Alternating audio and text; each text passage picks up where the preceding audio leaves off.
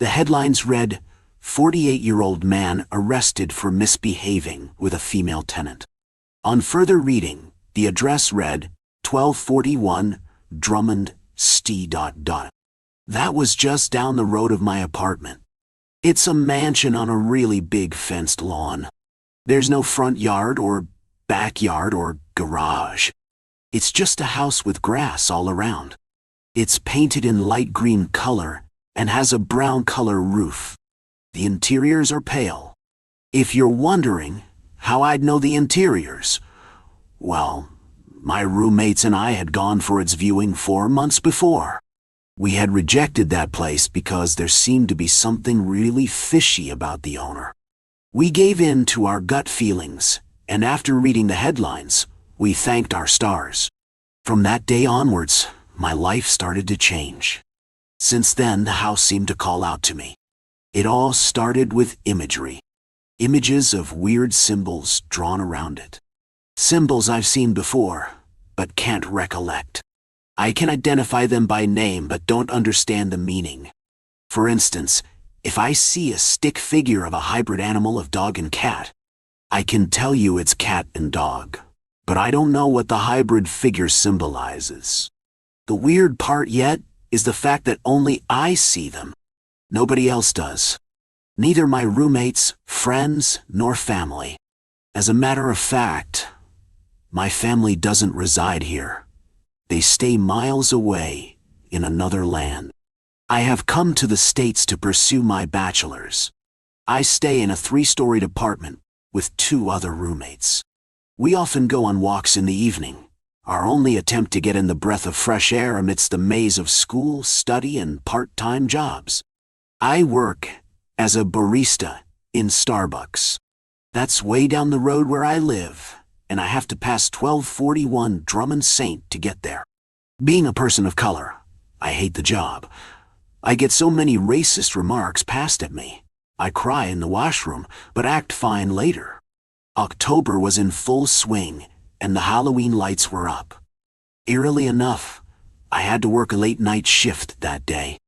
As I was returning, I tried my best to take my eyes off the house. But that street seemed different. I no longer recognized the houses. I could swear there was no fence on this one house, and that other house was anything but painted in white. The trees seemed to overgrow, and the interiors of the house were no longer visible. I was certain that I too wasn't visible to them. At this moment, unfortunately or coincidentally, my eyes fell on the damned house. Just then, a symbol of a moon with rays of sun came into focus on the front door. The spotlight came from a distant tree with lights on it. I don't know how far the tree was. I stood a while trying to make sense of it. There was no one on the street. It was too desolate for 9 p.m. on a Wednesday evening. A chilly wind and the rustling of leaves brought me back to my senses, and I rushed home. As I got ready for bed that night, I seemed to get some strange nostalgia of my past, of present, of my family and friends. I've never felt homesick before. I wasn't in touch with most of them. I didn't have many friends other than Aaron Knight from 9th grade, but he had been absconding since graduation. No one knows why. So I didn't have anyone to talk to. Weirdly, the nostalgic episode lasted only 2 minutes. I felt indifferent after that. The next morning, as I was making myself some coffee, I saw an object shadow on the wall. It was the shape of the symbol I saw last night. I turned around, aghast. It seemed to fall from the sky with some leaves. I pinch myself to reassure myself that I'm not dreaming, but I see it falling over again, with the last remnants of autumn leaves. I rushed to the window and peeked down, though I could swear multiple symbols fell down. There, lying down amidst the grass, is one shiny symbol. I think twice if I should go down or not. The leaves rustled around that, giving me complete visibility. Despite the fear and uncertainty, I rushed down to find the symbol. As I lifted it in my hand, I felt the weight of it. For its size, it's definitely a lot heavier. It was very weird. Now more than ever I was certain, to fill in the piece, I had to go to 1241 Drummond St. 1. Girls, we need to go to 1241. Drummond St. It's been meaning to tell me something. My head hurts from all the signs. I try my best to convince my roommates, Ruth Higgins and Leah Koch. May 3, please, it was a crime site. Stay out of it, says Leah. What signs? Says Ruth. Here, see this. Wait, where did it go? Girls, I just had it with me. I scour my room and my bag, still I don't find it. Maybe it wasn't visible to others? I found a pendant. It fell from above. From the sky, maybe? A pendant having the shape of the moon with rays of sun. I saw the same symbol etched on the door of that house. It just... Please, accompany me on that house. Moon with sun rays? From the sky? May 3? Are you out of your mind? How is that even possible? It would make an amusing Halloween costume for sure. But we don't buy this. They ridicule. From their talks it was clear I had to go alone. And I would on the coming Saturday at 10:00 a.m. Voila! I show up as scheduled and knock on the door. No response. I could feel something move in the curtains though. I take a deep breath and push the doorknob. It's open. I step inside and I'm doing so my heart thumps harder. My breath gets heavier with each passing minute. There's absolutely nothing in the house. The indoors are primarily dark with a dim light entering through a small gap between the curtains. I cannot find switches anywhere to turn on lights. I expected cobwebs at the least, if not furniture covered in white cloth. But there's not even that. I wonder how terrorizing it must have been here. Suddenly the door closes shut, and I can hear some screeching. The heaters in the room spring to life and make sounds. This noise gets unbearable and louder. I close my ears, eyes, and yell, "Stop! Who's there? What do you want from me?" It gets quiet. I can hear my heartbeat. I take my hands off my ears and open my eyes. To my surprise, there's a full-length mirror in front of me. It wasn't there earlier. The curtains out of nowhere cover the windows, blocking all light. I hear knocking on the windows, chattering of teeth, and the night sky comes into light in the mirror. Moon amidst million stars. It feels trippy. A voice starts narrating, "The sun is fire. The moon is illuminated from his fire. The sun controls the spirit. The moon is the soul. The sun is masculine. The moon is feminine. The moon is feminine. The moon is feminine. The moon is feminine. The moon nurtures people. I speak as the moon. But who are you? My name doesn't matter. I'm the girl who stayed in this place. The one that reported the landlord. Rather, land devil. The one who got pity glances after that. As a victim. Helpless victim. I'm so sorry. But why does this involve me? Because before me it was you who came to view this house. You sensed something fishy in him, but didn't listen to your gut feeling. You could have raised your voice and used social media. You are fickle-minded. A sadist. What? How can you say that? You play victim when you face racial discrimination in the States. You took shelter behind your white best friend Aaron in high school. But back in India, you were a bully too. Not once have you repented your actions over people you've hurt. Yet, you have the audacity to play the victim. Mend your ways. Mend them before others like me come back and make you pay for your deeds. How do you know all this about me?" I managed to stammer. "That's where the sunbeams come into play. The sun may be the spirit, but the beams channelize the negative feelings away from us. They request us to get rid of them before engulfing us in the dark hole. And one of my hatred is channeled towards you.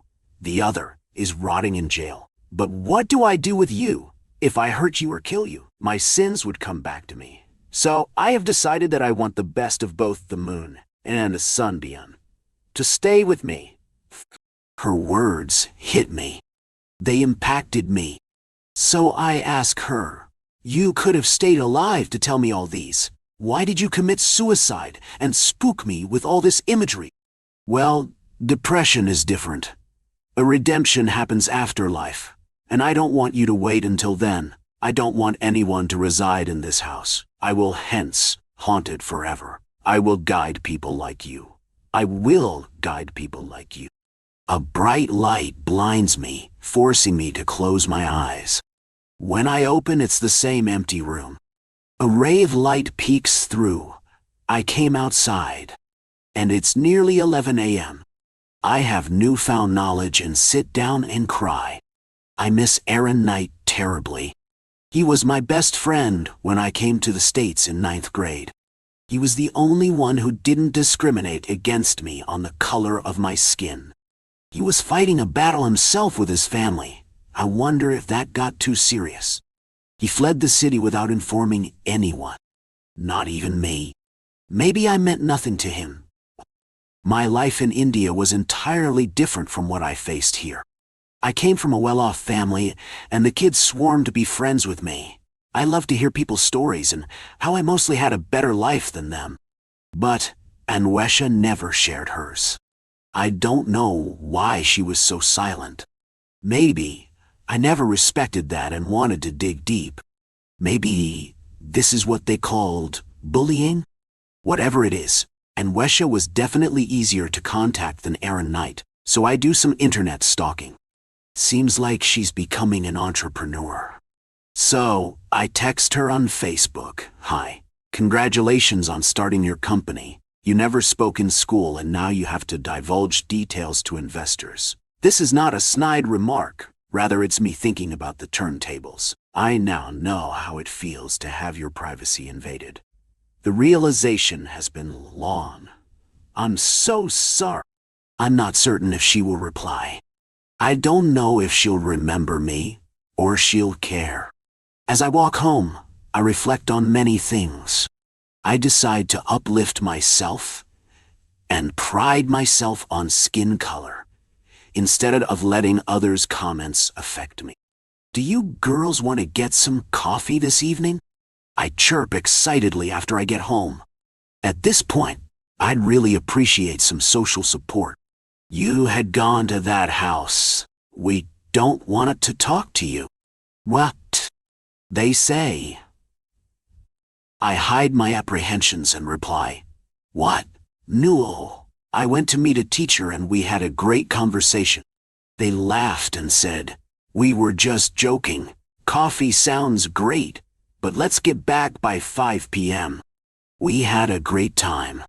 To my absolute surprise, they had hosted a Halloween party and invited some of our friends. As I reminisce about the day, my phone beeps. It's from Anwesha. "Hey, it's totally fine. The fact that you finally realized this makes me happier. Cheers. I'm content that we're at peace. Deep inside, I pray Aaron is hale and healthy." Author's note: if you're curious about Aaron Knight, read my story, Unfathomable Regret. If you're curious about Anwesha's entrepreneurial journey, read Future on Hand. I'm trying to create character spin-offs. It was time. Ember knew that it was time. It was the night of the 40th anniversary when she had dug up the time capsule left for her. It was her turn to repeat the tradition. It was time for her to gather up the things that she wanted her great-granddaughter to remember her by. Time to put together the little pieces of history that would help the girl learn who her family had been, where they had come from, how they had loved her before she had even been born. The first thing into the capsule was a little doll that her mother had gotten her from a craft fair one day, handmade in what was nowadays considered a classic style. It was one of the only truly happy memories she had of her mother, a treasured time of perfect happiness that she shared in the letter she included next to it. She whispered a wish into the cool, crisp twilight air that the person who she was sending this to would know how much Ember loved her to give this memory away. Letters were the next thing to go in, ones from other family members. All of them had chosen to write something inspirational or kind eventually, even if some had taken longer than others to decide to do so. Ember had made sure that everyone was included here. The person this capsule was for deserved nothing less. Little knickknacks came after that, from Ember and her family both. Things that they had imagined a child might like. Ember paused in her packing to study a particularly silly soapstone figure of a frog making a shocked face. She hoped that it made the person she was sending this to smile. "I'm sure she'll love it. Everything looks so great, Ember." "Ember's best friend," exclaimed from her side suddenly, ending the quiet that had previously cloaked the backyard. Having known Alice since her childhood, Ember was far too used to her friend doing this sort of thing to jump, but it was a near thing. She felt comforted by her friend's presence, and yet, at the same time, torn apart. Even though she'd been expecting her. Having her here was something that Ember had been dreading. She looked up instead of jumping to see Alice standing beside her, next to the box that contained the items Ember was packing away into the capsule. "Do you remember when we got it?" Ember asked softly. "Yeah," Alice confirmed with a laugh. "At that little novelty shop we stopped by years ago. You tried to give it to Claire as a reward for winning her spelling bee, and she looked at you like you were insane and asked for an Apple gift card instead. She's always been a character." Ember agreed with laughter of her own, before quieting herself as she asked, "Do you really think my great-granddaughter will like it?" "I know so. It will be the thing that she treasures most besides the doll. They'll both mean quite a bit to her, I'm sure of it," Alice said cheerfully, smiling a smile at Ember that bit with its familiarity and the knowledge that soon it would be lost. "I hope you're right." Ember put the figure into the capsule, and then paused at the lone item that was left. She looked down at the little folded bit of paper she'd been hesitating to touch, running one finger gently over the red origami swan waiting patiently in the box. Made from some sort of shiny red paper, with no visible wear or tear to it at all, it looked as though it could have been folded yesterday. But it hadn't been. It really, truly hadn't been. "I think that you're going to be what she treasures most. You were for me," Ember murmured in a subdued voice, her throat closing up with the emotion that swamped her and threatened to do away with her composure entirely. As her strength deserted her, and she slumped forward, Alice sighed deeply and stepped close, gathering Ember up into her arms. Feeling small, feeling like she was just a child again, Ember turned to bury her face in her best friend's chest. She could hear her friend's heart beating, hear it pulsing blood through her friend's veins. But it wasn't real. It was just an illusion. It had always been an illusion. Alice's heart had stopped beating centuries ago. "Oh, Ember, sweetheart, you knew it was always going to be this way. You knew it from the day that you turned 10 and dug up your great-grandmother's time capsule. The day that we met for the very first time and I told you." Ember cut Alice off.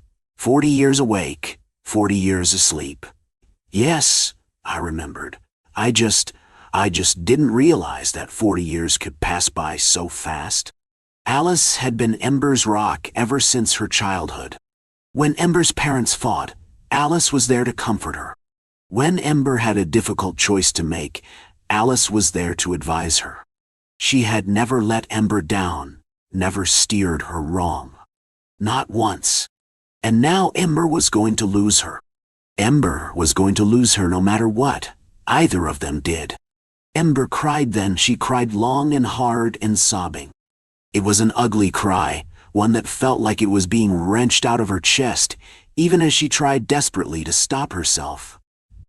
These were going to be her last few moments with Alice. She didn't want to spend them like this. But when she managed to look up at her best friend through her tears, she saw that Alice was crying too. It wasn't only Ember, then, that found this parting to be impossible to bear. I wish you could have gone to my daughter, even if I wouldn't have been able to see you any longer. I wish I could know that you're going to be safe," she confessed desperately through her sobs. "That's not the way it works," Alice said softly, continuing to rock Ember gently in her arms. "You know that I would if I could. But I have to go back to sleep now, darling."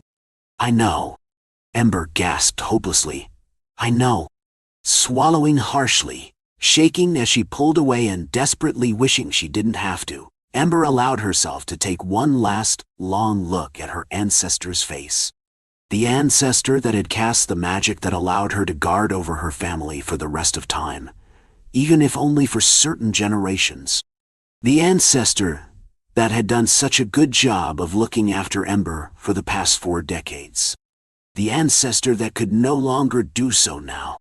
She looked, and she carved into her memory the face of the woman who had been her best friend.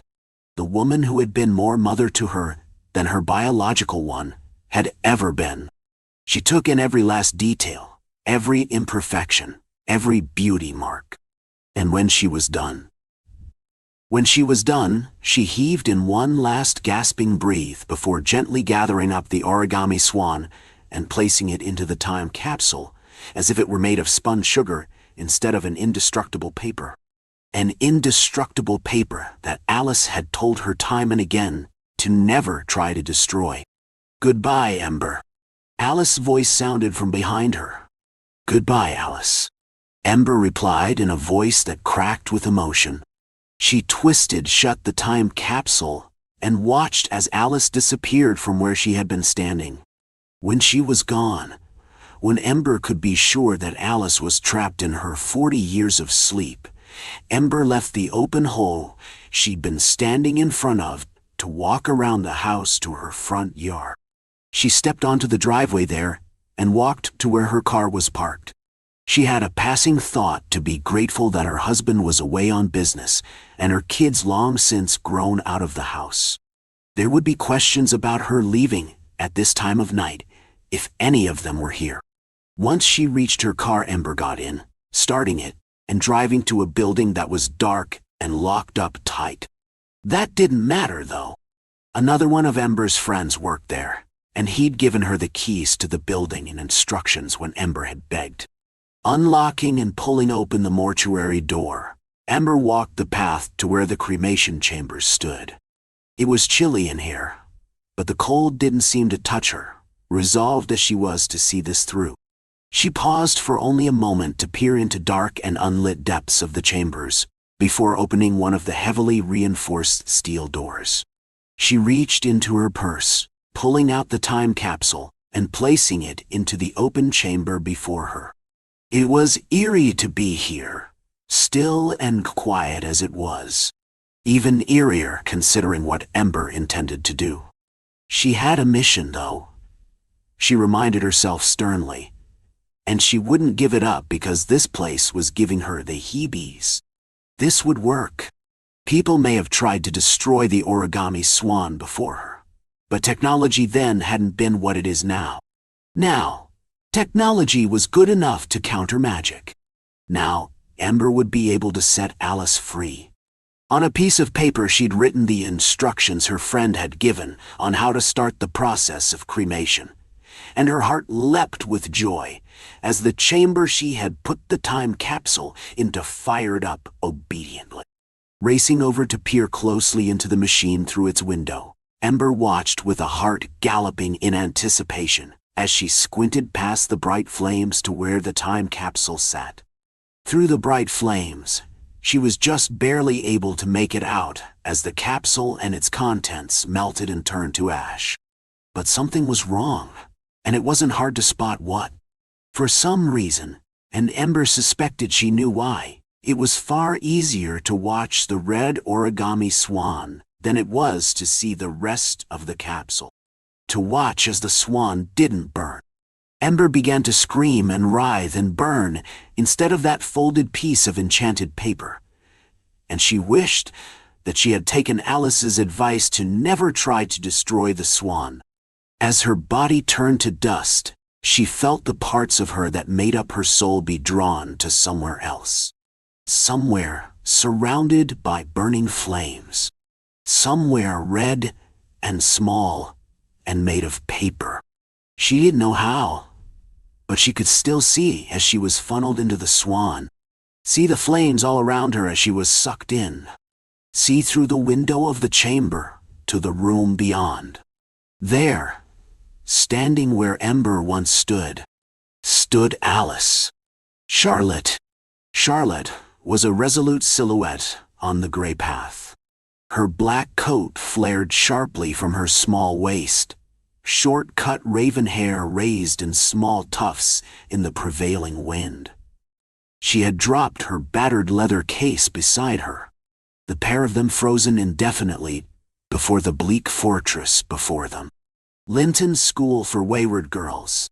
For Nellie, it was the best she could now do for her daughter, including withholding parts of her own history, her own blood. She turned her battered Volkswagen down the ill-used road back to civilization and did not look back. Dear Mama, that day you left me there on the path, I had never felt so at home. The wind-swept heath and gray rock, I found a vast improvement on the cultured mutations people force on their homescapes. The cold stone and gray sky are perfect reflections of my soul. Thank you. Miss Heath asked me directly why I was there. Shouldn't she have known? I was sure I arrived with a documented history of my failure to socialize, my tendency to cruelty, my disconnection from those around me. These I did not see myself as problems. I still do not. I am not fond of others, so why should I pretend? I killed the cat. I said. How did you kill the cat? I squeezed it around its neck until it stopped fighting. Why did you do this? I was fascinated. I would like to do this to Toby, so I experimented. Blunt honesty is something I have never had an issue with. Who is Toby? Toby sat next to me in class. He called me witch. He drew on my work. He was very annoying. How did you feel about your experiment? I was disappointed I killed the cat. It was a good cat. Mother was fond of it. But it made me realize that doing this to Toby would be very satisfying. After our chat, she led me upstairs to a dismal passage that ran the length of the mansion. Was it grand once?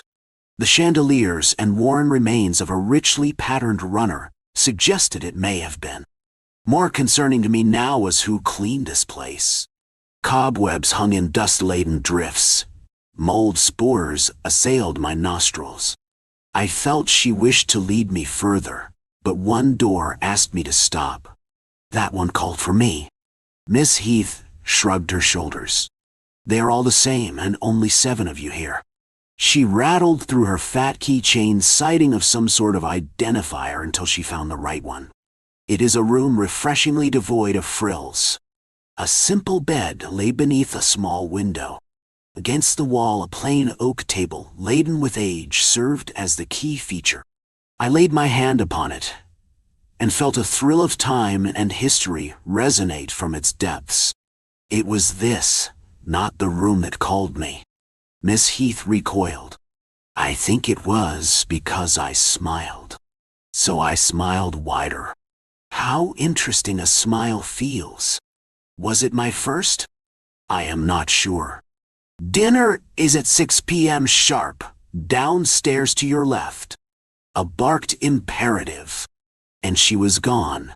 I arrived at dinner at 6:05. There sat 6 girls, 2 teachers, and a pale man whom I was to learn would be my counselor. Lily Linton, they call him. We are meant to sit at a new place each evening. However, he only barks at us to move if we raise a voice, or try and stab each other. Yes, Linton is also the name of the manor. It seems he is of the blood of its original occupants. Suitable blood to soak the mahogany floors. I ignored Linton's reproof at my lateness. It was my peers I wished to assess. In Tess, I immediately saw my like. This did not mean we would get on. Martha is quite mad. Her eyes looked as to other worlds.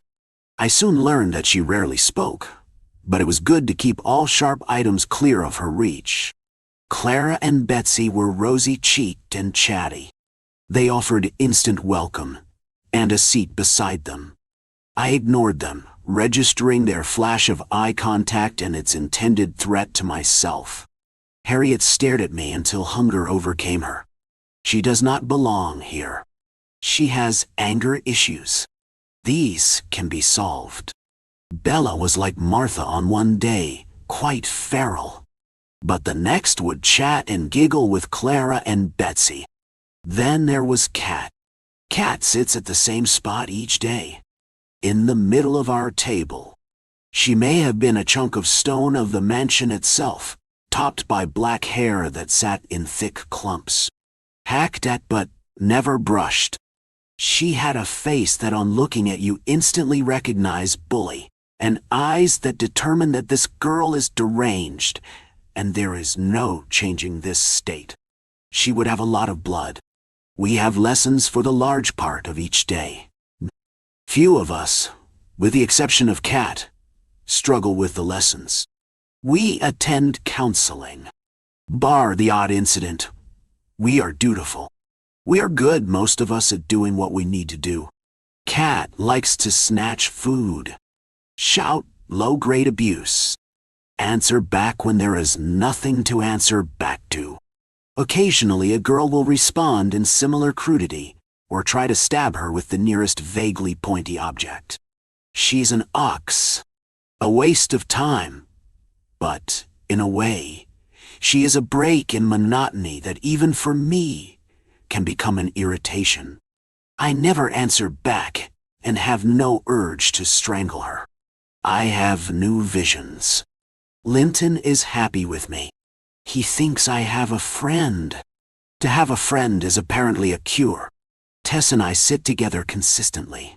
He does not notice that we do not engage with each other, and that this is the one reason we stay close. We are the same. Linton likes her. She has hair of pale urine and skin like snow before that urine hits it. I imagine how his pale eyes would bulge if a sharp object were to pierce his heart. I cannot decide if I feel protection for her, or a sense of pleasure in justification at Linton's looming ill fate. Feelings are too odd, better put aside. What is important is that I am not alone in my room. My bed sits undisturbed. I sleep each night with my head on my desk, on the ancient oak. It teaches me. The desk gifts a clarity of dreams I have never known. Woman in a forest of oak around a fire. Women drenched in blood, so much blood. I reached for it, but it eluded me. The oak showed me faces. It showed me witches. It showed me grandmama. It showed me you. I know now. Toby was right. It showed me all its secrets. Why this school mother? Tess was not my fault. I would have spared Tess. Tess made her own decision. Kat thought it was amusing, a sideshow. The girls clapped in delight at Kat's rendition of the event. We were sent to our rooms early. I felt something, mother. A coldness. I know I have always been cold, but this was different. I also felt purpose. I gave my purpose to the oak, and the oak gave me a splinter of itself. Not just a splinter of oak, a splinter of ages, a splinter of a tree that had been present in ancient rituals. a splinter of my own blood heritage. I shall see you very soon, Mother. Regards. The Volkswagen backfired to a halt, sending resting birds into a flurry of panic. Totally unflurried, Charlotte stood waiting on the gray path, her leather bag on one hand, a blood-stained shaft of oak in her other. It would be a week hence that Nellie would read her letter. An ancient ill was resolved. Her daughter had found herself. Honestly, Detective Basque, this is why our ancestors changed their name. Nicholas said. We didn't want the rumors from Hungary to follow us here. Detective Basque pulled out his notebook and prepared to write. Really, Mr. Nadasti, he said. What rumors would those be? Outrage made the family patriarch clench his hands against the armrests of his chair. Sir, I assure you we are fine American citizens. Nicholas shouted. My great-great-great-grandfather, Frederick Nadasti, fought in your Civil War. Our family has been making glorious contributions since our arrival on these shores in 1850. Those must matter more than anything. The seasoned investigator was not satisfied with this answer, but knew pressing the issue would not further his objective. I'm sure they have, Mr. Nadasti, Basque said. But the victim, Leslie Peterson, was invited to the mass creed party at your house. She didn't come home that night, or the next. Leslie's parents are very worried. You're a parent. Surely you empathize with them. Nicholas relaxed, calculating how to best assuage the detective. Yes, I have my 3 children, he said. I would be inconsolable if anyone harmed them. I will tell you what I know. Nicholas's son, Gregory, was having his 18th birthday party. Gregory was in love with the idea of old meets new. So his mother, Ariana, had decided to have a masquerade with the best DJ in Philadelphia. Make sure you emphasize the dress code, Mom, Gregory said. I want everyone in semi-formal dress and masks are mandatory. His mother was always indulging her only son's whim. Yes, my boy, she said. I promise you'll have the best coming-of-age celebration. Ariana wiped a tear from her eye. She felt it had only been yesterday. Gregory had been her little baby. Tonight he would become a man. By the time Leslie had arrived, the music, smoke machine and lights were going full blast in the Nadasti family mansion. A woman who was tall and intimidating stood at the front door. Your name? She asked the new arrival. Leslie Peterson, the girl said from behind her ornate mask. Leslie always liked to make an entrance. She had worn her pearl-colored prom dress from last year, her face concealed behind a porcelain shell with gold leaf floral patterns around the eyes and mouth. Leslie loved being ostentatious. The woman had finished scanning her list. I found your name, Miss Peterson, she said. Go on in. The ballroom is the first door on the left of the atrium. Leslie thanked the lady and went inside. Gregory had been talking with his sister, Elizabeth, by the refreshment table. So, brother mine, she said, are you enjoying your big night? Gregory lifted his dragon head mask to take a sip of spackling cider. I suppose, he answered. I was hoping to find a suitable young lady, like Father asked me to. Elizabeth playfully jabbed her brother with the swan mask that she held on the end of a stick. I see you have your priorities straight, she said. Don't worry. I'm sure your instinct will guide you. He had been about to snap at Elizabeth when he spotted Leslie. Something long dormant stirred in Gregory's veins. He could smell Leslie's sweet scent wafting across the room. Even the fake fog couldn't conceal it. I believe you're right, dear sister, he said. Excuse me. Leslie had been taking in the party scene. She had hoped to see someone she recognized. Perhaps that was foolish considering everyone was in disguise. Why, hello, a strong, familiar voice said. She turned to see a tall, sophisticated young man approaching her. He was hot-looking, clad in black with a dragon's face, hiding his own. "Is that you, Greg?" she asked. "Nice dragon outfit." He hadn't expected to be recognized. "Yes," he said. "How do you know me?" She laughed a little. "It's me, Leslie," she said. "We're in AP chemistry together." That seemed to refresh Gregory's memory. "Oh yeah," he said, "I know you. You're Mr. Riley's favorite student, and also the most attractive girl I know." Leslie flushed at the compliment. "Well, I wouldn't say I'm that pretty," she said. Gregory, taking a leaf from his father's book, lifted her hand and kissed it gently. "Well, I disagree," he said. "I find you irresistible. May I invite you to our private sitting room? We can be more private there." Gregory's natural charm was impossible to say no to. "Sure," Leslie said. "You don't bite, do you?" She giggled mischievously, and Gregory joined in her joke. He took her by the hand and led her out of the crowded ballroom. "Quite you. Well, way. My son sent me a picture," Nicholas said. "I believe they call these selfies, don't they?"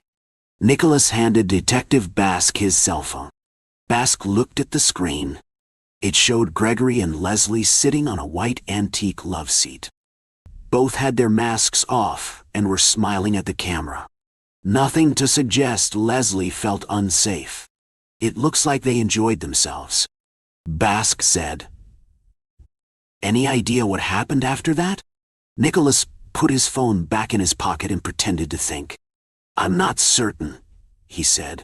"I believe Gregory spent the rest of the night with her. Detective, we were about to eat supper. Why don't you join us? Ariana always makes more than enough food."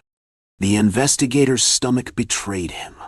Basque hadn't had time to eat lunch. There had been too much paperwork.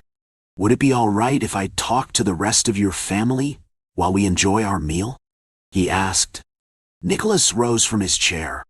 "Of course," he said. "I understand how important it is to reach the truth quickly. Let me inform my wife you'll be here for dinner." Except all the Nadastis were rather pale. The dining room looked like a Norman Rockwell painting. Nicholas sat at the head of the table. Gregory and Elizabeth sat next to an empty chair reserved for their mother. Across from Elizabeth was a girl of about 5, with black pigtails and a lacy red dress. "Who is this little darling?" Detective Basque asked. The little girl looked up. "I'm Letty," she said. "Papa's teaching me about the Countess. Did you know? Ow, Elizabeth, that hurt." Her elder sister laughed. "Oh, Letty," she said.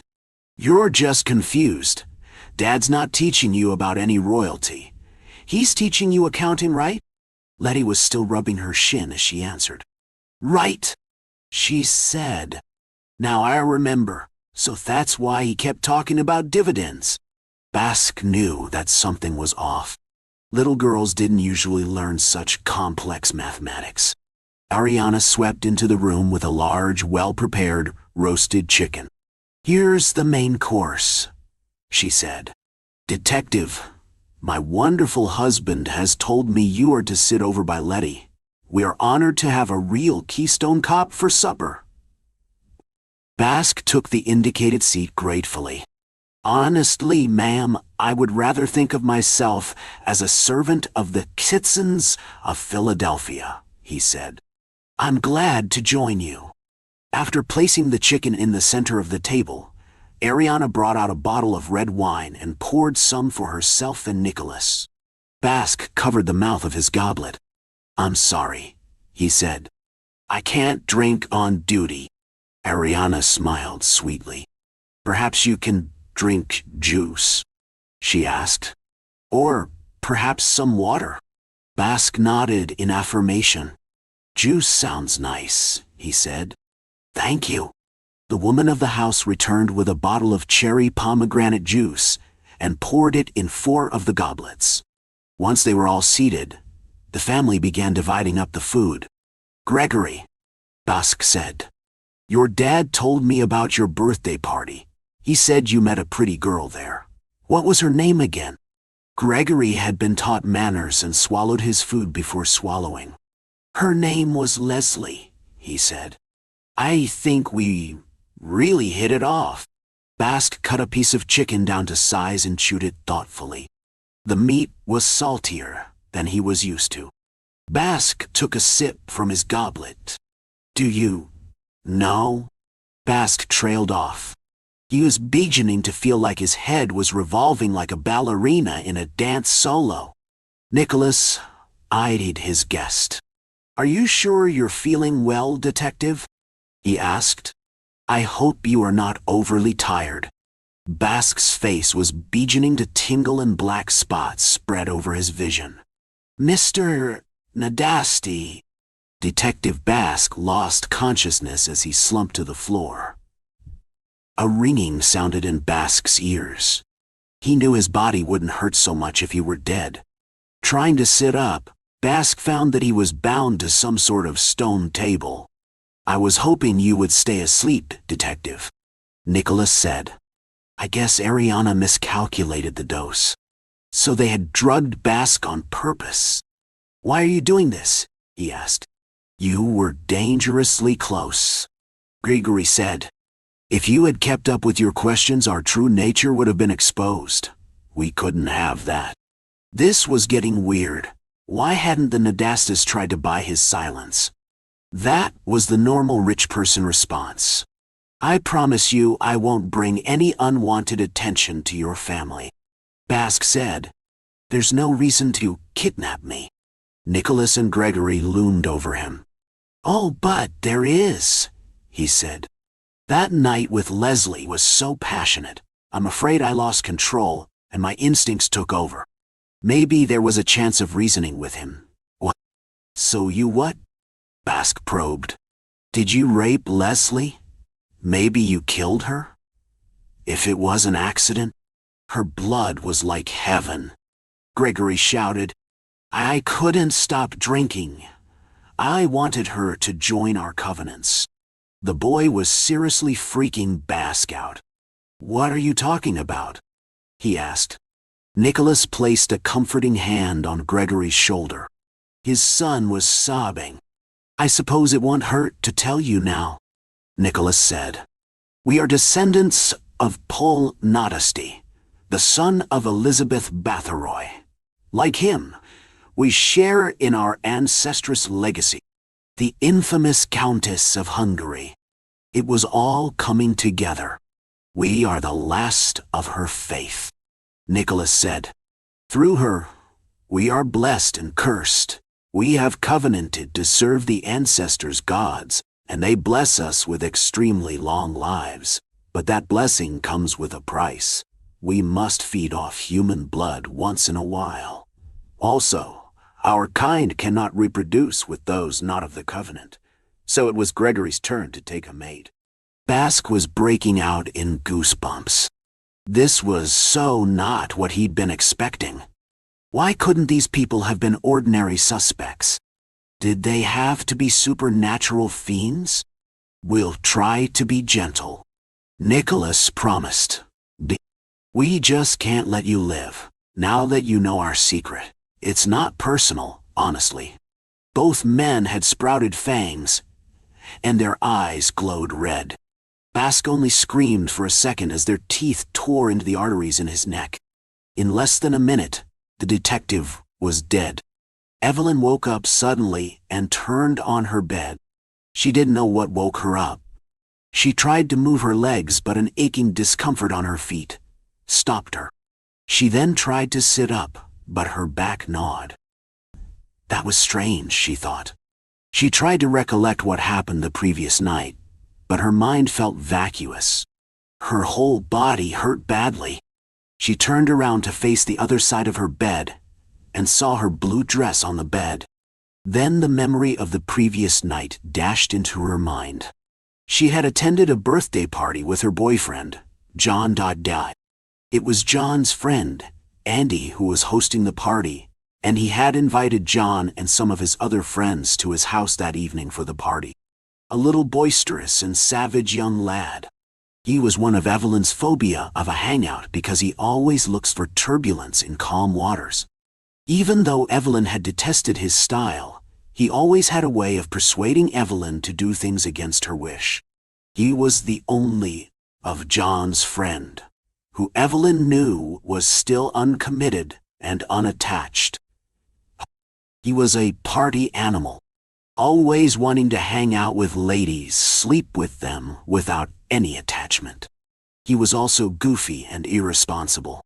He always had this precept that life was meant to be lived, and not the other way round. And that people had their own choice at live life, however, that wanted. Evelyn simply defined Andy's epigram as the most languorous and slothful excuse of a purposeless individual. Evelyn couldn't talk John out of not attending the party, and she couldn't find any other justification of skipping it herself. She decided to tag along. Andy had always been a wet blanket for Evelyn, and she couldn't think why this one night could be any different or even worse. She just braced herself to whatever was coming her way that night, and be strong. Maybe her confidence would die out all Andy's idea of pulling her down tonight. How she wished she knew how wrong she was. John smiled at her throughout. He was always close by her, holding her hand as he always did and whispering. He made Evelyn look so special, and Evelyn couldn't stop loving him. They kissed most of the night and swapped sexy glances while Andy kept regarding them. You know what Andy had said at last. Why don't we switch dancing partners? Before Evelyn could object, the rest of the group had concurred to Andy's idea. By then, Evelyn had become a bit tipsy. Before she knew it, Andy had captured her hand and pulled her away from John. Relax, you're with me now. And before Evelyn could think of a reply, he swung her around and holding her waist so tight, swayed her to the beat of the music. She wanted to say something, but Andy pulled her closer to himself and then swung her again. This time she tottered and almost fell, but Andy caught her. He found it so amusing that he began to laugh. Loosen up, Evelyn. You can't even perform a simple dance step. Evelyn tried to glance over her shoulder and make out John, but Andy was good at what he does. He held her again and jiggled her lightly to the rhythm of the music. Relax, Evelyn. It's just a dance. It's not like I want to loot you from John. Evelyn abhorred it when Andy tried to downplay his ill manner towards her. As her head was still swiveling, she said, "All right, Andy, I'm okay now." Andy frowned. "We haven't even started, and it's my birthday, remember? I know you don't like me, but at least do me this favor, please." Evelyn agreed, and they danced a little before Andy pulled his final stunt, which propelled Evelyn to throw up. It was messy, but immense.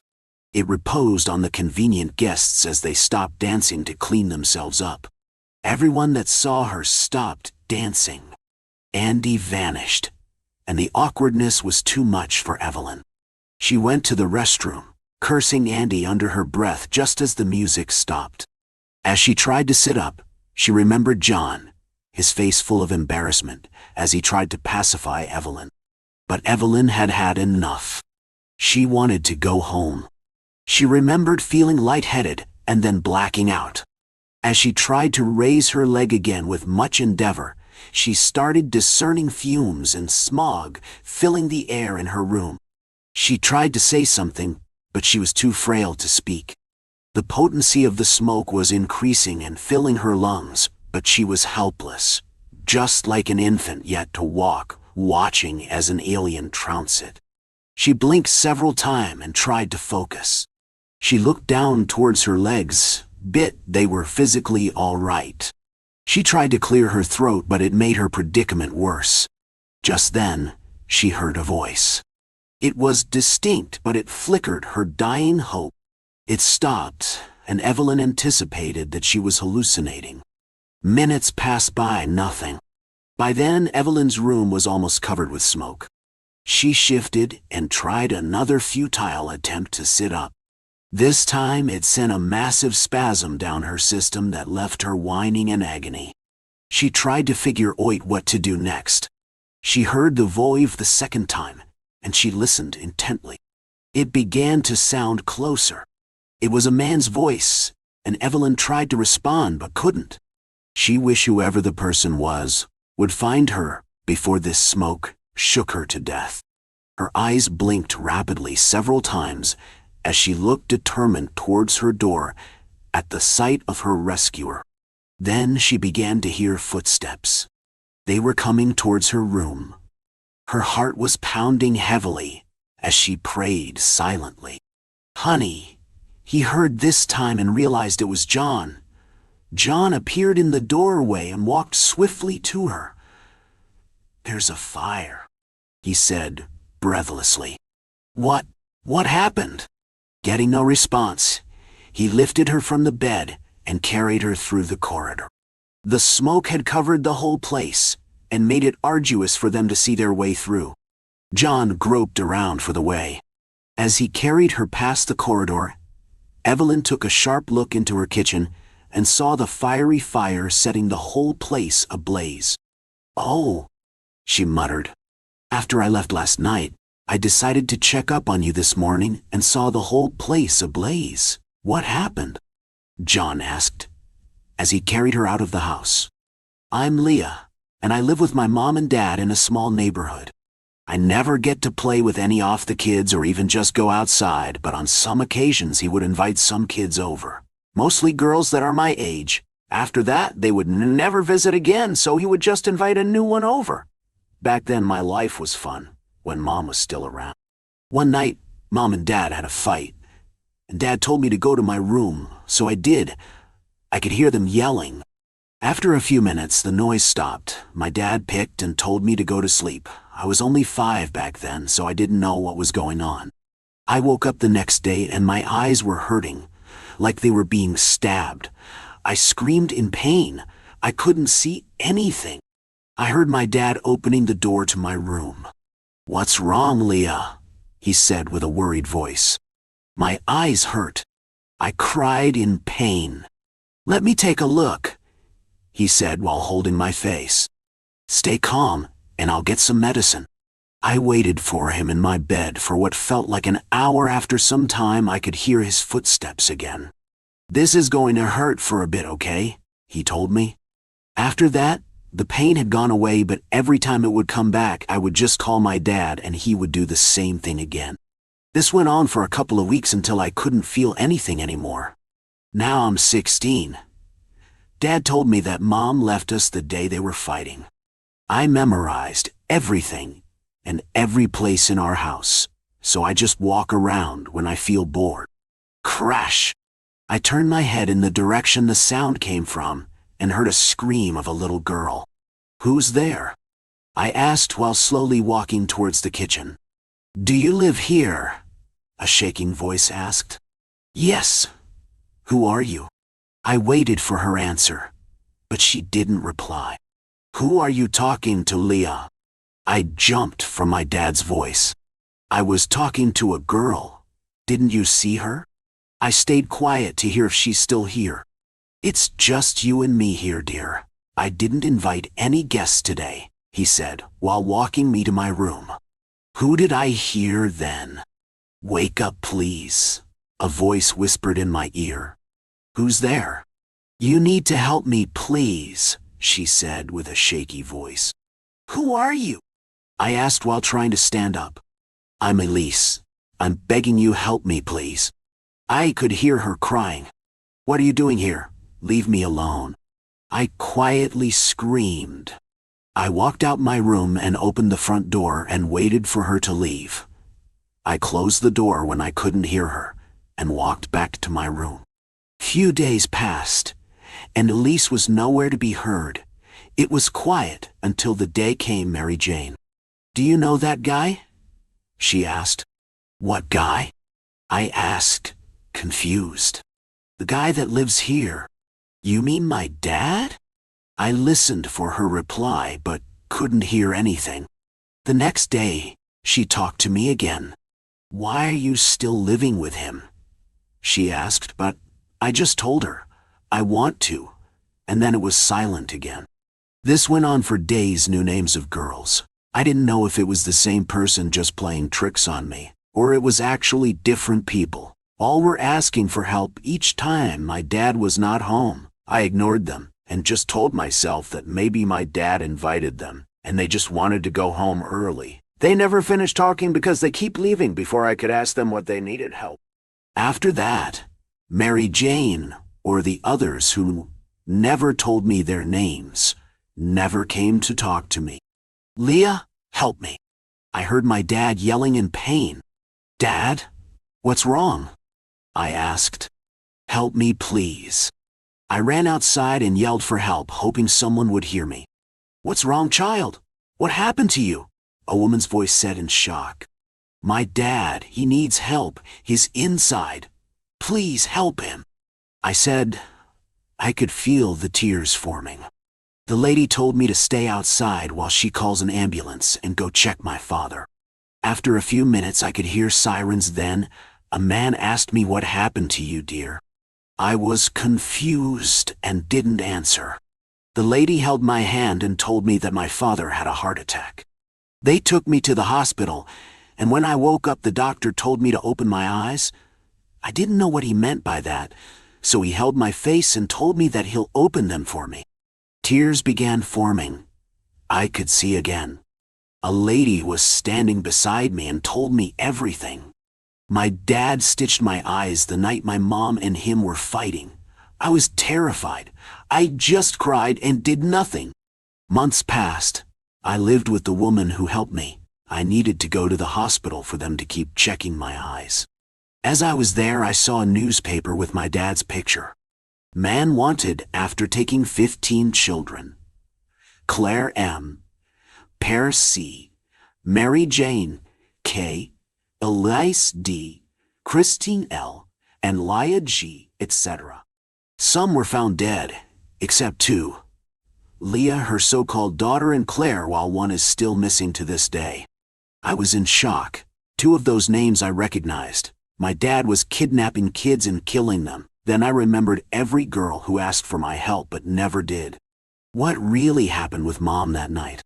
But the big thing that got me terrified the most was, did I talk to them when they were still alive? Or was I talking to children my dad killed? Duh.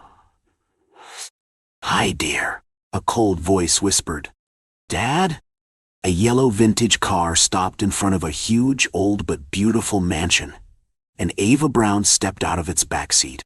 Dressed in an orange, knee-length crepe dress, her hair bouncing off her shoulders, she walked towards a tall man in an office suit. "You must be Miss Ava Brown." The man offered his hand for a handshake. Ava took it graciously. "And you must be Mr. Wilson." Ava didn't know his first name and thought it was none of her business to ask for it. "Glad to meet you." She followed Wilson inside the house through its pointed, arched front door. She had already seen it in photos, but it was much more elegant in real. With its red and brown bricks and surprisingly satisfactory condition, it was all she had imagined and more. "I can't believe it's still so good after so many years," she said. Wilson stopped and made an awkward face. "Well, actually," he began, "it was renovated a bit, some parts of it, a few years back. I mean, it is a very old building, you know." "Oh." Ava was visibly surprised. "I wasn't told that." "Never mind." Wilson led her into the main hall. It had a small little fireplace, just like she had read in novels. And there was one big window, also arched, but not the pointed kind. She went to it and held the fabric of the maroon curtains tied to either end of it. "How old are these curtains?"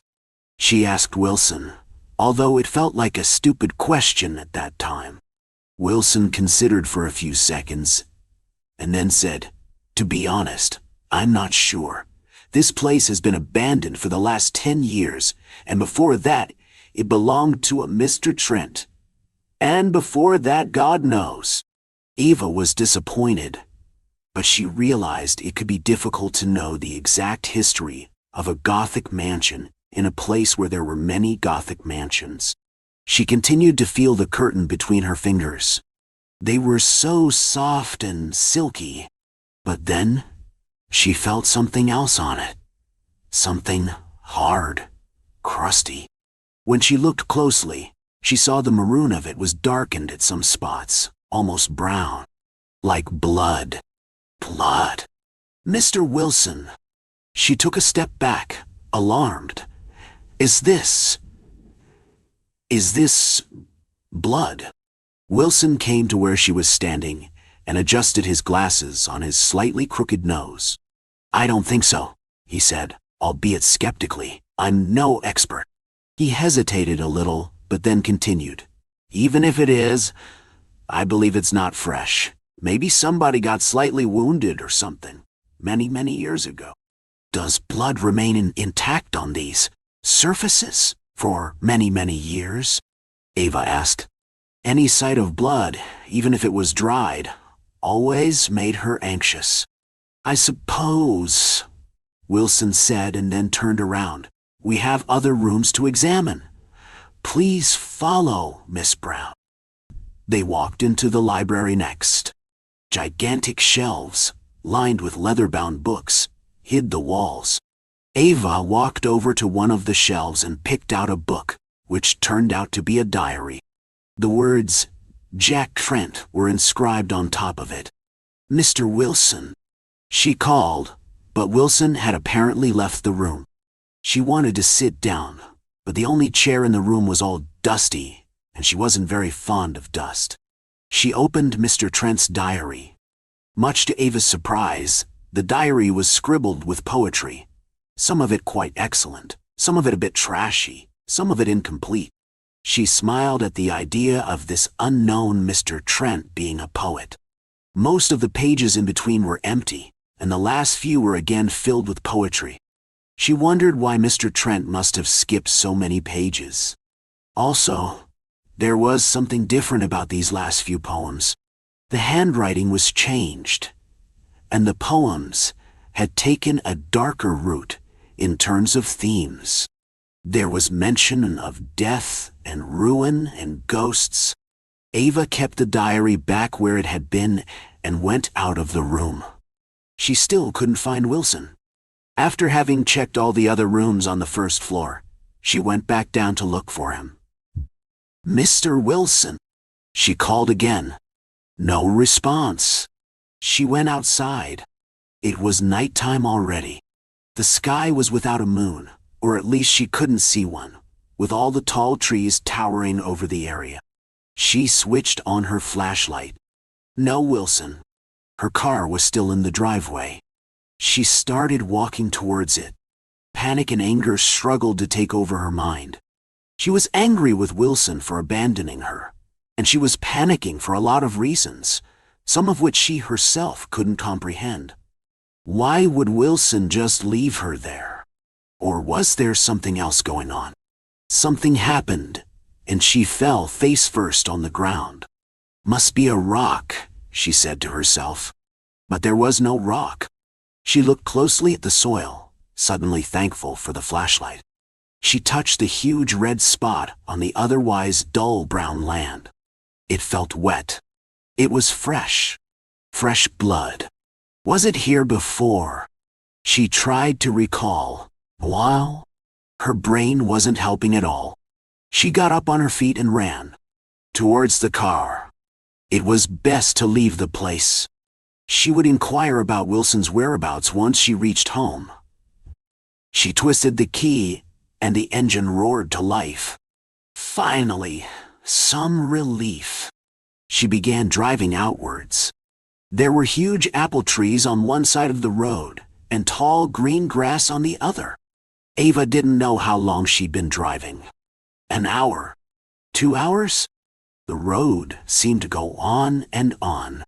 When she looked in the rear-view mirror, there was only dead grass to be seen.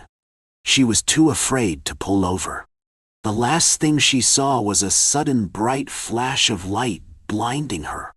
There was a crash, and her head hit the steering wheel. And then everything went blank. There is a village named South Goldwater, where Halloween celebrated with great care and joy. The village got its name from the well, as that whatever the seasons it will never dry. Although the villagers are missing some things from every Halloween, but they don't seem bothered, as they say. Maybe that's the thing that doesn't belong to them also brings them bad omen. So they went missing, and that's how they spent Halloween holidays. As this Halloween week started, the villagers are excited and looking forward to it. At the beginning of the Halloween week, something strange happened in the village. This time, someone went missing from the village. She's the woman who resided in the village 4 years ago. She lived alone, who'd known to be brave, with lots of self-confidence. Her name was Cindy, and she used to be a personal tutor for kids in their village. The villagers were sacred and went to report them missing. As the night came by, there were some strange, evil, laughing noises started around the village. The villagers don't be able to sleep and decided to go to see their village's priest. When they were on their way, the laugh becomes stronger and stronger, and a sudden cyclone came by. But thankfully, they reached the church. They complained to the priest that something strange is happening around, and we are terrified. What do we do? The priest calmly said, maybe it's because of the seasonal changes. Soon, it's going to be winter. That's why these are all happening. Why? Villagers said, but what about the evil laughs? Also, there is a woman who went missing since this morning. No one's seen her after last evening. The priest surprised. A woman went missing, as he doesn't know, because he always used to pray all day and lived next to the church. And surprisingly asked, what happened to her, why she's missing? Villagers said, we don't know too. We just reported her as missing this evening, where the kids said, teacher is not in her house, and we searched for her all around the village and didn't find. The priest with sad face, poor child, don't know what she's doing. The villagers asked, maybe it's because of that curse? The priest rushed and told the villagers, I will go visit my elder, who'd have known about that curse, and said he will return tonight with him. Ask him to visit our village. The villagers were terrified by murmuring about the curse being awakened or not. If Parker's ring found its body, his curse make him stronger, and he will wipe out our village. On the same night, a student named Tim, from the village, left the house with 3 others from his neighbor friends to see the haunted house. Tim wanted to prove them they were wrong, and there isn't such things as ghosts exist. So he and 3 other students went to the empty house nearby the graveyard. They went to that empty house because their parents warned them when they were kids. Don't go to that house as it was haunted, so no one bought it yet, so they were curious about what's in that house. As the moon came by, they went to that haunted house at 12 o'clock and visited all rooms with their trembling hands. After an hour went by, the trembles stopped, and Tim said that, I told you guys there isn't any ghost in this world. In another half hour has passed. They decided to go home, as if their parents know they would be grounded for a month. Then suddenly a voice whispered into their ears that, do you think you can come and go as your wish? With an evil laugh. They all scared to death, and one of his friends named Asher said, guys, did any of you heard the whispering with stuttering voice? Others, yeah, suddenly Tim said. Guys, I think we have to hurry, someone is trying to frighten us. Asher said, no, it's the ghost. Our parents were right. This house is haunted. We are locked here with ghosts. We will never return while crying. Tim said, relax, Ash. There's no ghost. It's just a person we can return for. Now we have to hurry, relaxed Asher. When take their first step, lights went off, and they know from movies there isn't any lights in haunted houses, so they bring their torches with them. Asher was so scared, they all started to walk together. When they take their next step again, there is a whispering going already. Asher again, with an evil laugh. "Bye." Asher cried out loud and said, "We were just curious, we didn't do anything wrong. Please, let us go, and we won't come again." Asher, "Guys, run." After an hour went by, they didn't find a door where they first entered the house. Asher, exhausted, said, "We walked for an hour, but there isn't any door yet. But we entered the house by just 10 minutes of walking. Does anyone seem to think this isn't strange?" With low-pitched voice. And a whispering voice replied to Asher, "Yes, you're right, Asher. This means you are all trapped in my house forever. This time, evil wind blows." "Wow." Asher with frightened voice and asked whispering voice, "Why are you replying to me?" Tim frustrated and said, "Ash, he knows you are frightened, so he want to fool you. Don't be silly and continue walking." Asher said, "I can't move, guys, help me," and crying. Ghost whispered, "Don't try, you won't be released until I free you." Other guys rushed to Asher and try to move him, but they can't. Asher stuck to the floor like a pillar. "Guys?" Tim angrily asked, "What do you want? Why you do this to us? If you are not scared, let us go, and we won't tell anything about you to our village peoples." Ghost shouted, "Do you think I'm doing this because I'm scared?" And then the house was shaken like earthquake. Windows started to tap itself. They all frightened, and Asher calmly asked, "What do you want from us? Please, let us know." Ghost replied, "Do you really do if I told you what I want?" Asher, "Yes, of course." Ghost calmly said, "I'm not greedy to ask for your lives, just a simple wish of mine." All of them with terrified voice, "We will do, tell us." "All right, at first go to the graveyard nearby this house, and find a tombstone named Parker Cash." The student said, "We were so frightened, how we will go to that graveyard?" Ghost replied sarcastically, "All right then, die while you are young." Angered inside. Students then said, No, we will go, please continue." Ghost continued, "If you find Parker's tombstone, dig his graveyard." Asher interrupted, "Who's Parker?" Ghost angrily replied, "Don't talk when I'm speaking, Ash. I thought you're a good boy who wants to return to your house." With an evil laugh. "Yo." Asher repeated, Sorry for asking." Ghost gave a warning, "If anyone interrupt me this time, if I'm not completed my sentence, no one will be able to go home forever." And suddenly thunderbolts came into the haunted house. After seeing their terrified faces, the ghost then freely told them to dig Parker's graveyard and find his yellow stone diamond ring. After that find a man, he has to be handsome, at the same time have an evil side on him, and put this ring on his finger. After that, your job will be over, and he can't remove the ring forever, so don't try to put it on yourselves. Ghost whispered again every student ears, that if you try to be smart, like destroy that ring, I will find you, and that would be your last day of your lives, and your parents too. Don't you want to know about your tutor?" With an evil laugh. "She released me from my room because I showed her the truth about her boyfriend. She's so heartbroken, so I spared her life. After that, she left the village." With high-pitched laughs. "Save that in your mind, especially you, Tim. I know you think I won't exist if want to see me. Do what I said." As soon as the door opened, they all hurried and went to graveyard. Started to dig with a shovel that was placed nearby the tombstone.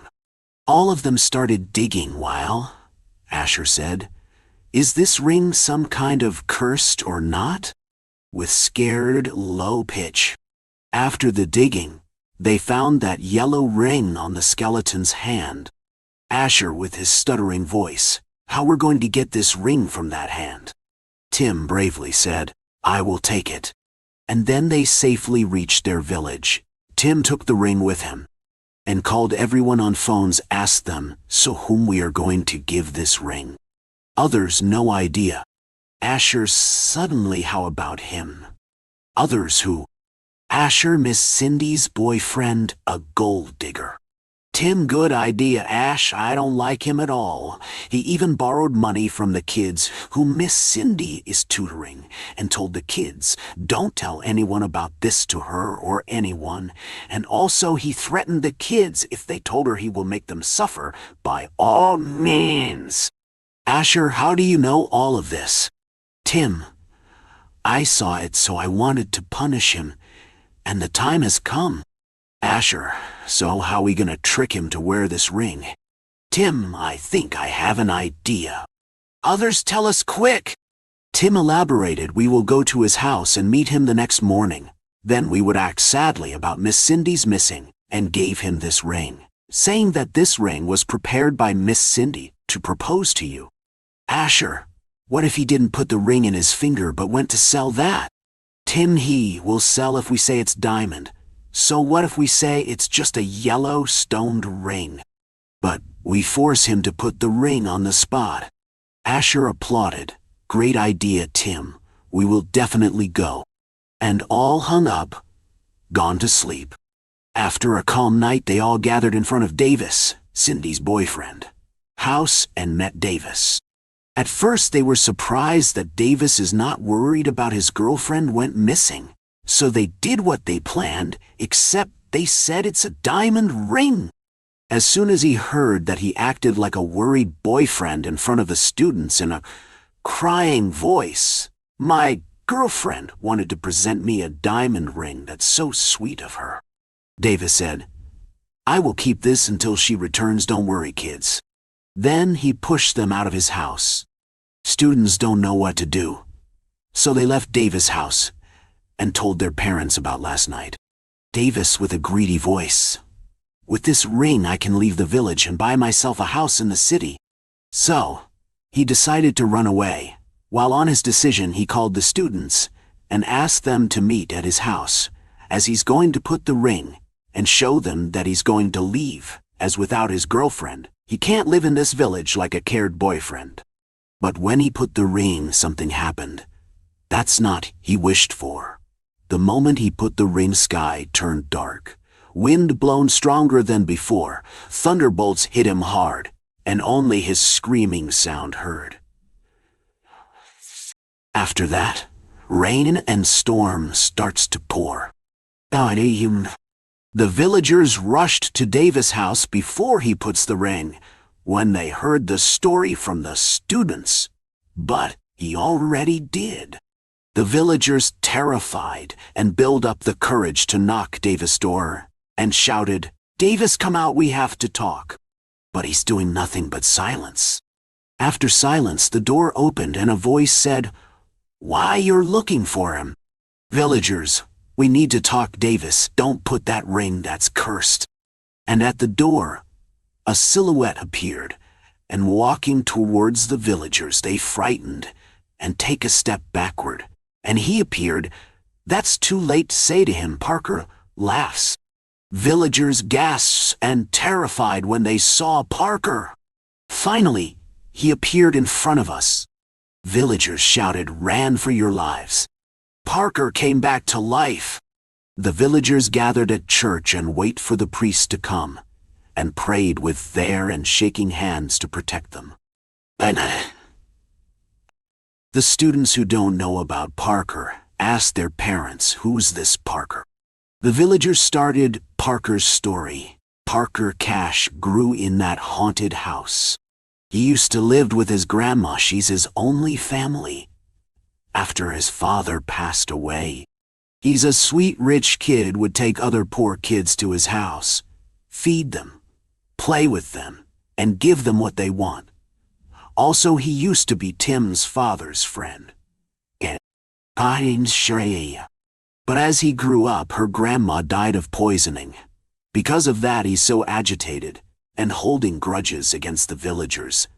That we poisoned Grandma? After his grandma died, he never left his house.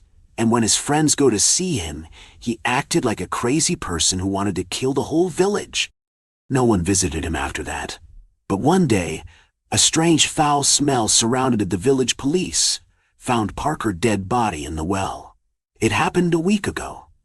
After that incident, no one goes near that house, and villagers asked the priest to do some rituals to ease the spirit of Parker. The priest sealed the Parker's room with some talisman, also the well. But once it's broken, we can't stop Parker, he's cursed. Meanwhile, thunderbolts starts to hit the church and whispering voices start to appear. Come out, you traitors. The villagers were so scared to go out, but with thunderbolts and cyclone, the church eventually broke halfway. One by one, ran out for their lives. When they started to run, suddenly thunder stopped and everything went normal, so they went to their homes. On that night, Tim's house started to shake. Even Tim got scared and stepped downstairs to his mother's and father's room. When he opened, he saw Parker and shouted, "Step away from my parents' room." Parker whispered Tim's ears, "Don't you know why I died?" While speaking to him, he took Tim's father and disappeared. Tim cried and asked his mother, "Where's father?" and ran away to search his father, as he shouted on the roads and asked every villager's house, but he didn't find his father. So he finally went to the haunted house and door opened for him. Lights turned on, and chair came to him to sit. Shoes, stepping voice came from stairs, and Parker approached in front of him. Tim gasped and wanted to run, but didn't, as he has to find his father, so he asked with trembling voice, "Where is my father?" "Parker, do you want to search this house?" laughed Parker. Tim searched all over the house but can't find his father, so he asked Parker politely, "Please, tell me where's my father." Parker, with his evil voice, "If you sit with me and hear my story, I will tell you, can you, Tim?" Tim, "Yes, I will." Parker, "I don't have anyone like you searching for your father. No one from our village cared to know why I died. They only wanted my money." Parker, angered, "Tim, interestingly, you didn't die of depression? That's what villagers said." "My name's..." Parker, angered, "No, I was poisoning like my grandma, and tortured by your father and my friends," with high-pitched voice. "Ah. I begged them to spare my life, but no one listened. Now it's my turn to seek for my revenge," laughs Parker. "Hey!" Tim gasped and breathless when he heard. "Parker, your father always jealous that I'm rich." Tim, agitated, "What? No way, he's one of the rich people from this village. Why, he would be jealous of you?" Parker laughed. "Do you think he's born with silver spoon?"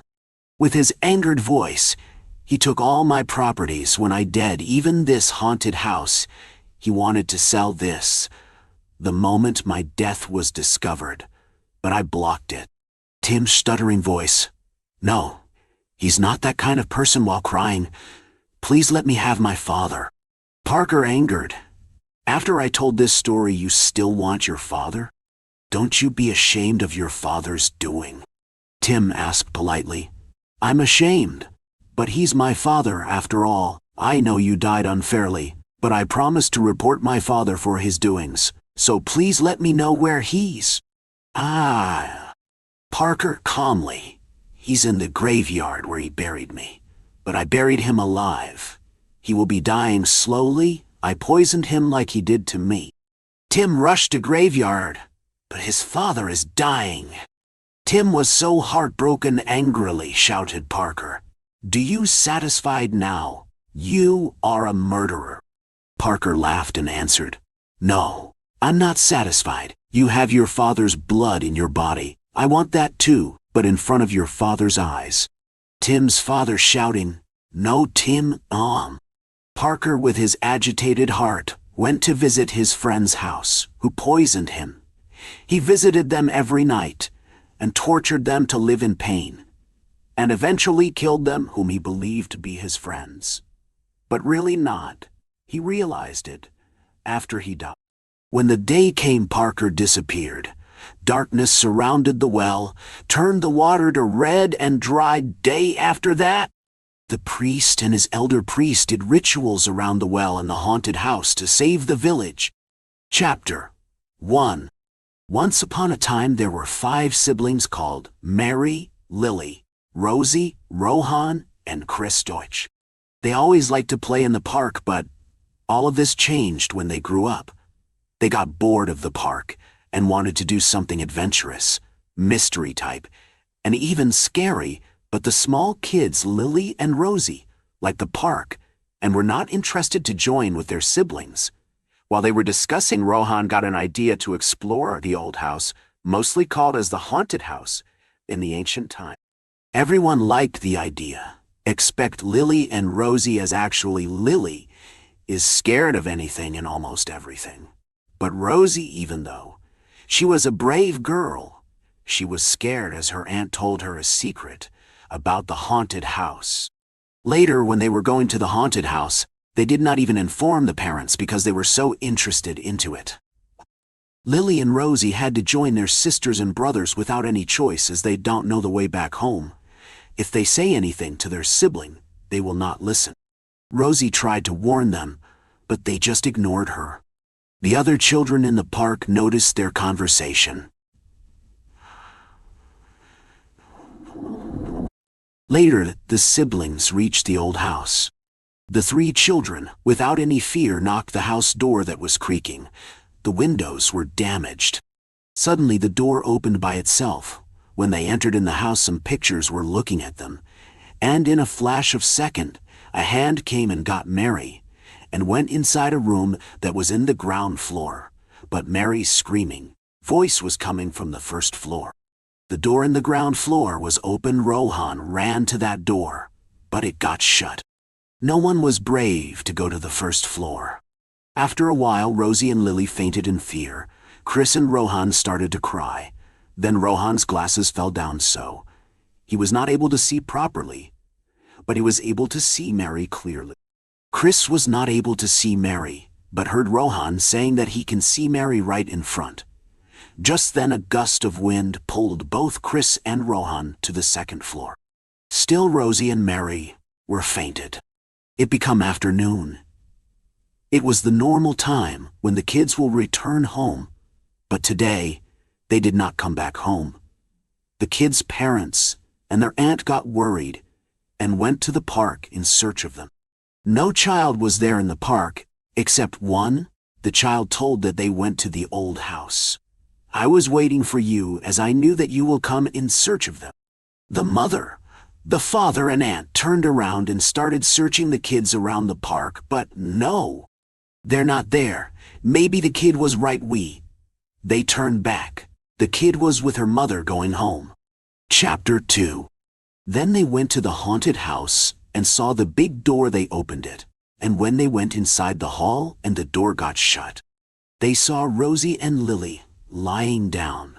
Lily and Rosie, they both woke up and started crying and said, Rohan, Chris and Mary got caught by a ghost. A strange creaking sound was heard behind the opening door. Later, when it was fully open, it made Mary's sound, and when the father went inside the door, he could not see anything except dark and Mary's head. Suddenly something shut the door and pulled Mary's father inside. The floor was full of blood.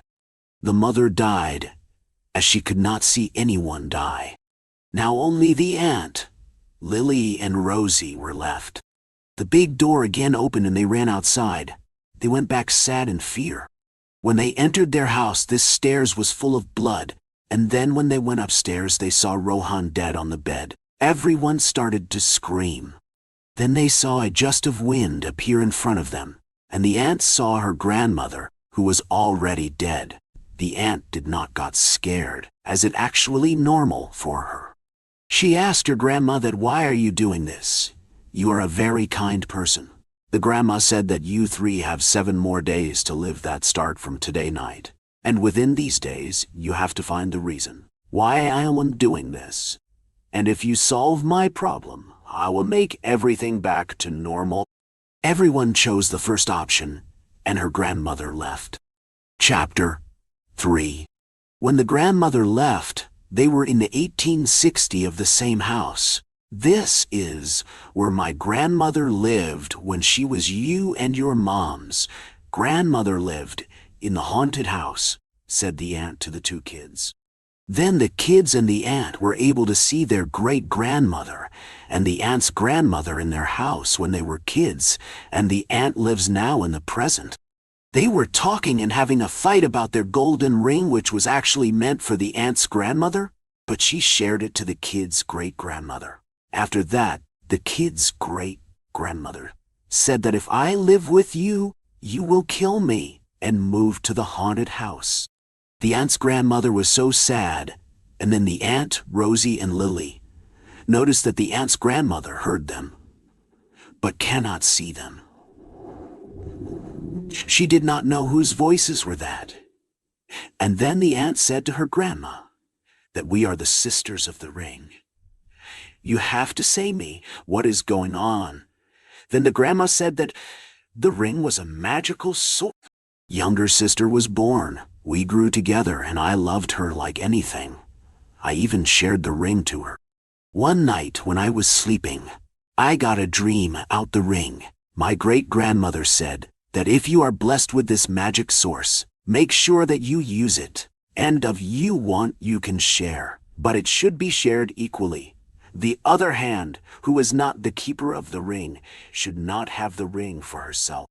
If it happens, darkness will approach both you and the wrong hand user, but the keeper will also have goodness in it, and it should be broken once taken from the wrong hand. Now my sister has it. The aunt said, do not worry, we will take care of it. After a while, when the aunt Rosie and Lily were going to the old house, the kids asked that, why did you say that we were the sisters of the ring? The aunt said that, my grandmother said if any cases use the word sister of the ring, then all three took the ring and broke it. That was a separate tough journey to take the ring and break it. Readers will say about it in the next book. When they broke the ring, they fainted and woke up in their bed. It was a dream, but only the three know the truth. And there was no haunted house anymore. It was a normal house. The seventh day was over again. The aunt's grandmother came and told 3 sentences. Thank you, sorry, and this will be the last time you are going to see me. The 3 said bye, and the grandmother left. They again lived happily ever after.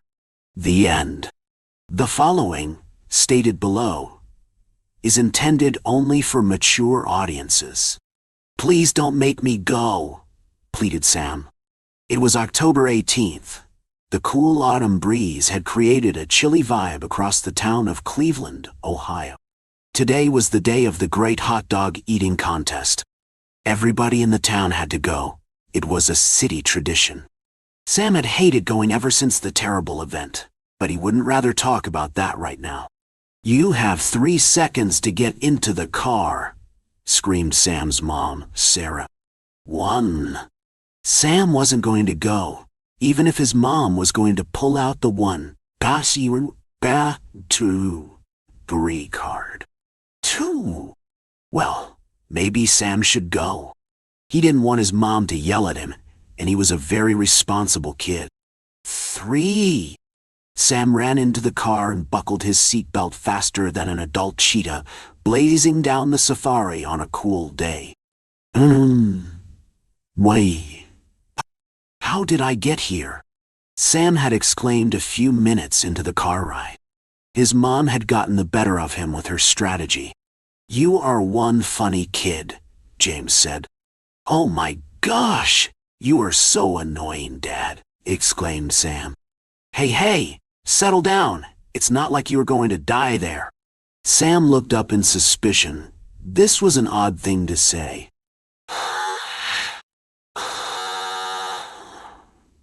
Never mind, said James. It is not like you would understand. Sam felt very tired because he had stayed up too late last night. He was going to try to stay awake as much as possible throughout the day. Are we there yet?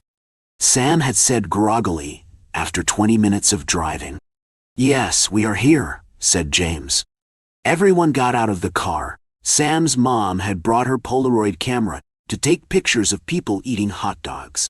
Sam thought that this was disgusting and hated that his mom would actually do this. Who would want to have a printed photo of some weirdo stuffing his mouth with disgusting hot dogs? Sam and his family went over to the canopies set up all around the fielded area. The first canopy they went to had the smell of rotten eggs and spoiled milk. Sam shouldered at the thought of what those canopy workers used for hygiene. Somehow, he survived the whole canopy experience. Sam just wanted to go home. He didn't want Hare to show up again and ruin his life. It was not a good time for Sam. The time had come. It was time to watch the hot dog eating contest. Sam forced himself to stay and to watch all these disgusting people stuff their faces with whatever is in a hot dog. Sam hated it all the way. Hours upon hours had passed before the end of the hot dog contest, where the mayor of Cleveland stuffs his face with those yummy and delicious hot dogs. Sam couldn't wait to leave. All his stress and anxiety will be gone from not having to deal with her. He tugged on his dad's shirt to go when the contest had ended. "Come on, Dad. It is time to go." James didn't budge. "Son, we have to stay," James had said solemnly. "Wait, what?" "Look, I promise it will be okay. Just please stay with us, no matter what happens." "Oh, okay." Sam had gotten very confused. Too many out-of-this-world things have happened today. He decided to listen to his parents. It was the right thing to do, at least he thought. He followed his parents into a strange alleyway. None of them could see in the darkness, so Sam's parents got a flashlight out of their pocket. They did it so smoothly, like they knew this was going to happen. Suddenly, a dark, sinister voice rose from the shadows saying, "Do you have what I asked of you?" "Oh, yes, we do. If you come out, we will give it to you," said James. "Good," said the voice. The dark figure came out of the shadows. Sam let out a scream after seeing her, his most feared nemesis. This was getting serious. "So, where is it?" exclaimed the woman rudely. "Right here, Mom," said James. He handed the woman a bag. It was hard to tell what was inside it. James did not want to die. Not today, at least. "Okay, everyone explain to me what is happening right now," exclaimed Sam.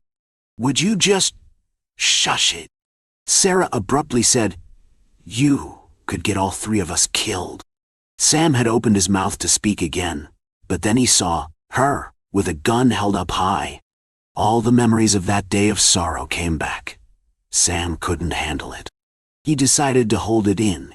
He was a smart kid after all. "It seems you forgot about me so soon. You're lucky I didn't kill you, boy. One pull of this trigger, and you will be done for," said the woman.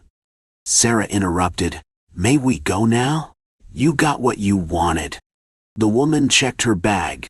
"Yes, you may go now. Make sure no one sees you on your way out of here." The family of three started to scramble away. "Wait!" The woman had said that so loud she practically screamed. "What is this?" "It is what you wanted, Mom," James said, trying to hide the sweat popping out of his head. He knew that this definitely was not the thing she had wanted. He could remember the day that he was roped into this nonsense. It happened to be the day Sam had the same encounter with the woman. She had been a teenager then, an insane drunk trying to ruin everybody's lives. Sam had been a victim of hers for a while. Then came the day of the hot dog contest. Sam actually really liked this fun festival before the incident. He and Sarah were aware about this woman before. Everyone hated her. The police were still trying to find her. They didn't care about this, though. They went to the hot dog contest. Halfway through the contest, James had looked down to find that little 7-year-old Sam was not next to him, like he usually was. He told Sarah that Sam was missing. They had both went looking to find him. They had asked everyone if they had seen a cute boy with brown hair and blue eyes that looked so beautiful, you would just stare into them for hours and all your cares would fly away. None of them said yes. They were starting to get very worried. Then, like as if an angel had answered their prayers, they heard crying. "Mommy! Daddy!" cried a kid's voice. They both followed the voice to its source, a dark alley where no one would see. He had not expected their child to be in there. He would have thought little Sam would want to stay into the light. They walked into the darkness. It was to their horror they saw their child being held hostage by none other than the woman. Sarah gasped. "What have you done with our child?" James screamed. "Oh, hello, you must be the boy's parents," the teen said. "Yeah, we are. Give our son back, you creep," James shouted. He had suddenly regretted what he had said after the psycho took out a gun and aimed it straight at him. "Ah, be careful what you say, old man. Wouldn't want to murder you." "Give us our son, please," Sarah begged. "Maybe. Hey, do you two want to play a game?" Those petrified parents, they were too afraid to say no. "Okay, I want you all to remember me, and give me this specific thing in 6 years tops," said the woman, "if you promise to do it." "Ugh, what if we don't?" Sarah said. "Your son will never see the light of day again," the crazed woman exclaimed. The woman held out her gun and aimed it close to the crying boy. "In 6 years, your son may die." "What do you want?" asked Sarah. "Oh, nothing much. Just the key to the police station," answered the woman. "We can't do that," James exclaimed. "Watch what you say, old man," the woman said once again as she held the gun up to little Sam's head. "We'll do it," exclaimed Sarah. She hadn't known she said those words until a few moments later. "We will get you what you want." "You bet that right," exclaimed the woman. "If you don't—" "We know. Please don't tell us again," said Sarah. The woman gave them little Sam back, and as soon as they were out of the lunatic's sight, they all ran to the nearest police officer. "Officer! Officer!" Sarah exclaimed. "What is it, ma'am?" asked the officer. "Drunk girl," said Sarah. "What?" asked the officer. "There was a girl, you may have heard of her. Well, she held my son hostage and wouldn't let him go until we promised to steal the key for the police station," James said, mostly out of breath. "Of course we didn't side with her, though." "Where is the girl?" asked the officer. "Over in that dark alleyway." "Well then, follow me," said the officer. We all ran to the alley where we found little Sam. But when we got there, all we saw was that dark, eerie shadow covering up most of the alley. The officer got out a flashlight and looked around. "You sure she was in here?" he asked. "Oh, yes, for sure," Sarah said. The officer looked around once more. Nothing. "Well, I will keep in touch with you all and let you know if I find the girl." "Thank you, sir," Sarah said. "No problem," said the officer. Those were the last words they heard him say. There was never a call back from him. To this day, no one knows where he is or what happened to him. "This is not what I had asked you for," the woman screamed. Sam had no idea what was going on. He wanted to curl up in a ball and hide. He didn't know what was going to happen to him. He didn't want to know. "Yes, it is. It is the key to the police station," exclaimed James. "It is a card," screamed the woman. "That's the key. Everything got upgraded since the 20th century. Keys are now cards," Sarah exclaimed. "Okay, I will try it," said the woman. James had regretted going here. He knew that they shouldn't have come. He hadn't seen the woman on the news in 4 years, so he had thought it would be safe. So they went to the contest. They had also created a fake card to attempt to save their son. After the contest, he had went to the alley just to make sure they were in the clear. To their luck, The woman was unfortunately there. Now he and his family had to attempt to lie to a supervillain. Sam didn't know what was happening, which made matters worse. James had to follow the woman. He decided that he was going to make a break for it while walking to the police station. Halfway to the police station, James had whispered to his family, "We are going to make a run for it in 3. You know, if you are not telling the truth, I can take your son's life," said the woman. 2. But you seem like a trustworthy family. Wouldn't want to kill your only son. 1. Well, we are here. Hey, where are you going? Run, run, run, screamed James. Adrenaline rushed through Sam's veins. He ran as fast as he could carry himself. If he could just make it to the end of the brick path and around the building, he would be just fine. He just had to run. Run! Run! Run! Roo! Boom! Darkness fills Sam's eyes. The pain he had been feeling while he was running has now spread everywhere, and he fell down. "Sam!" his mother and father exclaimed. "Relax," a voice told Sam. "It will be okay." Sam suddenly started to float. He knew he had died. He saw his parents get shot as well, followed by screams. It was surprising to see that their spirits didn't raise up like his did. Sam knew that they would never go down below. He must think, where are his parents? Then a thought struck him like no other thought would. His parents could have been angels.